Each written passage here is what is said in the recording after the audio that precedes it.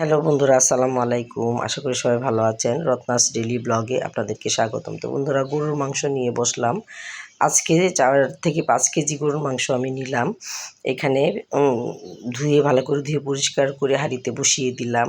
তারপরে বেশি করে পেঁয়াজ দিলাম, হলুদ, মরিচ, লবণ, ধনিয়া, জিরা, তারপরে আদা রসুনের পেস্ট, তারপরে এই যে তেল দিব, বড় এলাচ, ছোট এলাচ, এই গরম মশলা, দারুচিনি সব দিয়ে, তেজপাতা সব দিয়ে মাখিয়ে তারপরে আমি হাঁড়িতে বসিয়ে দিব। বন্ধুরা, 2-3 মিনিটে 1 মিনিট 11 সেকেন্ডের ভিডিও।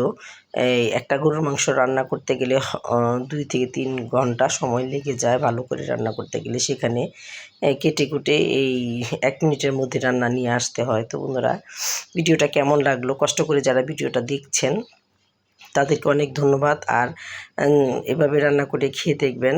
আসলে কোরবানির গরুর মাংস যেভাবেই রান্না করেন, স্পেশাল কোনো মশলাও লাগে না, এভাবেই মজা হয়। তো বন্ধুরা, কেমন লাগলো অবশ্যই কমেন্ট বক্সে জানাবেন। আল্লাহ হাফেজ, আসসালামু আলাইকুম।